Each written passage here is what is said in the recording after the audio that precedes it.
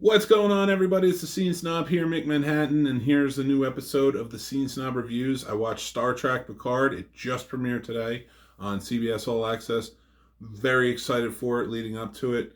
I will tell you, it's been a long journey to get here from announcement to watching the first episode, and, you know, I was a little unsure with everything I read about whether I really wanted this, whether I really wanted Jean-Luc back to see where he's at now, or did they kind of leave it in a good place? And I'll tell you, once I saw the first trailer, I was like, nope, give me more. I always want more. And I was definitely happy with what we got. I love this episode. It opens up a whole new world that we are going to have to get used to and kind of learn and see how things play out. And we come back to sort of a jaded Picard and a lot of events unfolding. And it's very interesting. So, just is going to be a spoilerish review. I'm not. Let's just say spoiler. If you haven't seen it yet, go check it out. Then come back and check out this review. And make sure you hit like and subscribe and hit that notification button. We have content coming out all the time. Scene Snobs podcast, Marriage Like That podcast, Married Movie Challenge videos, the Scene Snob reviews. We have the 20-minute wrestling podcast for wrestling, and we have so much more coming out. And so definitely give us a like and subscribe, and definitely hit the notification button so you can stay privy to everything. But I'm going to kind of go through the episode and pick out the things I really liked that I want to talk about and kind of give a rundown. But I will tell you before it starts, I did love the episode, and I'll go into why through all of this. So it starts off with the cold open. Data and Picard are playing poker on the Enterprise. It looks like they're in 10 forward. And they're just kind of, they're playing and playing, and they're talking about, tells and things like that. And it looks like they're flying outside of Mars. You get a very cool shots coming in of the Enterprise D.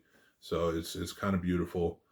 And it's a great interaction with the two of them to remember how close they actually were, which any fan doesn't really need to be reminded of that, but it is a nice reminder anyway. And then you get, as they go on, they play poker, they put their hands down, and then they start seeing Mars blowing up, and it blows up the Enterprise D.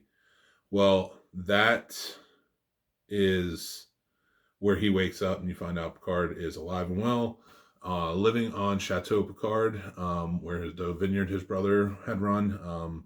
It does not say it, but his brother we knew his brother passed away, going forward and stuff like that. But, he runs the vineyard now, of course. And his dog, we saw in the trailer, number one, very cool name. He's got a little Starfleet emblem as his dog collar.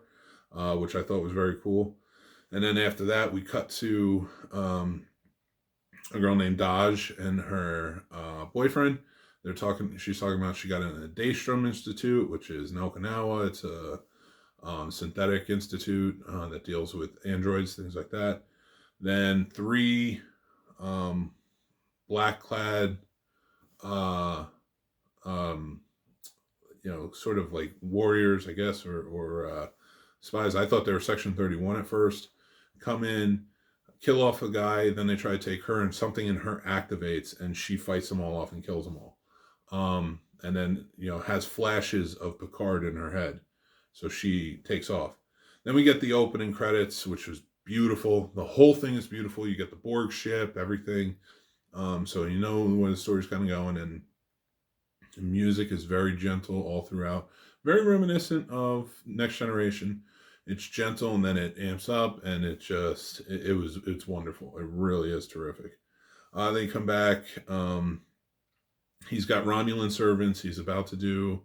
Picard has Romulan servants at the chateau that he's very close with. And then he's about to do an interview that he agreed to. And they start asking, you kind of get some backstory here about the Romulan supernova, which we know from J.J. Abrams' first Star Trek film, and that's what caused Spock to have to go back in time and the Romulan ship. So he is, Picard, of course, stayed behind. And if you read the one shot comic, he was very involved in everything. And he left uh, captain of the Enterprise to go help the Armada to help the Romulans escape, the refugees escape. So you go on, and he did that, and then you find out that synthetics had attacked Mars and killed many people, and he was always an advocate because of Data for synthetics, and now they're outlawed. They have banned all synthetics and androids. So it's an interesting turn of events. So as we go on, he does the interview. Got all my stuff there. So ban of synthetics. So Dodge finally finds Picard on the chateau after she sees the interview. She finds him. She's talking to him. He sees something very familiar in her, and he wants to help her. They go on. You find out she leaves. She takes off in the night after they've talked and such, and she has a very peculiar necklace where it's like two, not fingers, but like two circles like next to each other. So he keeps having flashes of this painting that Data did. Like he has a dream where Data's painting the painting that he did actually paint and gave to him. He gave him two portraits that were the same, just a little bit of variation. You see it once you watch the episode. So Picard goes to San Francisco. You can teleport anywhere now. So they have gateways that you can teleport right through, so you can be anywhere real fast. So he goes to San Francisco. I thought what was cool was they did a shot of the Golden Gate Bridge and how now the Golden Gate Bridge, since it's rendered useless really because you don't have cars, it's solar panels, which I thought was really cool. And I wanted to point that out. And then there's a museum for Picard because he's such a legendary figure in the archives, in the Starfleet archives. He's got his own museum that you can go to, and he has a lot of his personal effects there and such. So he goes in. You see the Picard Day, Captain Picard Day banner that was made for him by the children on the Enterprise Day, and a bunch of other really cool stuff, that ships, stuff like that you see that he was a part of. His first ship, which the name is kind of escaped me at the moment, but his first ship is on there and how he saved people and such. He comes back, he finds the painting that Data, the other painting, which is in the archive that Data gave him. And it's a picture of Dodge. Dodge is in there. He painted it. And when he asks about it, the Data named it Daughter. So now you're like, oh, wow, okay. So obviously there's a connection between Data and this girl. So now Picard is even more like, I have to help her. I have to do it for Data. So he goes on. He's still in San Francisco. He finds Dodge in San Francisco. So they're talking, and he's like, I'm going to help you. I'll do whatever I can for you. They're trying to escape because now they're being followed. And more of the black-clad, like militant police or whatever they are, they're all masks and stuff, come out, and you find out the Romulans. So what do the Romulans want with her? We're unsure. So Dodge dies. Dodge gets killed, which was a weird turn of events because that's what you saw. So Picard goes to the Daystrom Institute because he realized that was the last thing. That was the last connection, and that was the last connection with Data too, because they do the androids. So he meets Alison Pill, who plays Agnes. She's a scientist there who deals in synthetics, which even though it's banned, there's still departments that are still trying to understand it, You see before, Data's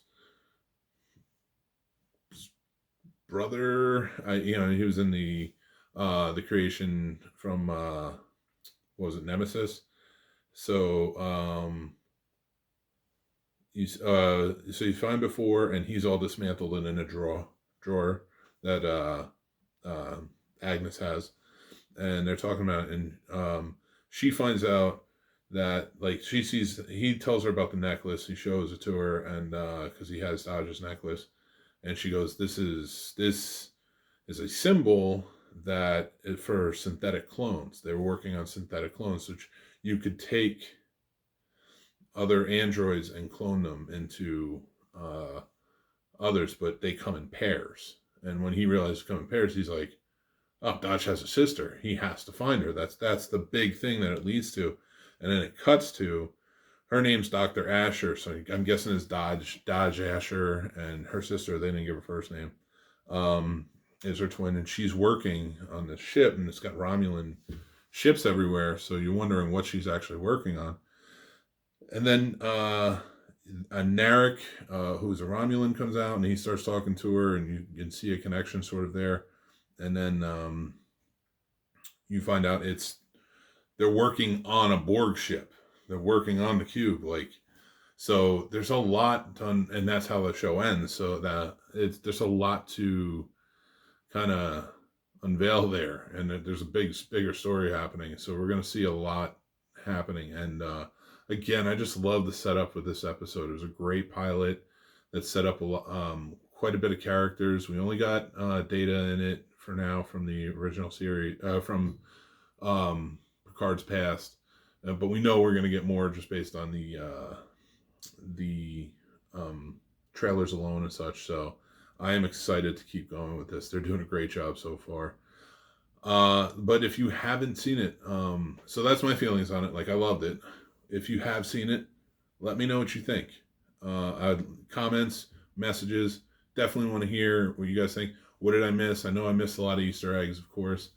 And I'd love to hear about them. I'm going to go back and look through and read articles on it and such, but I just wanted to get my review out there of kind of what this episode was and what I loved about it. So from there, if you guys aren't already, like I said, like and subscribe and hit the notification button here on YouTube.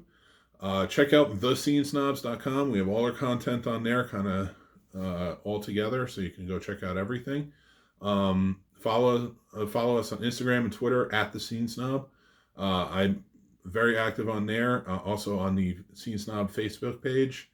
And yeah, so I look forward to hearing from you guys. And I'm going to be doing these every episode, so follow along and let's chat about it. I'd love to hear what you guys think, especially hardened Star Trek fans. I'd love to hear the world from your perspective as well.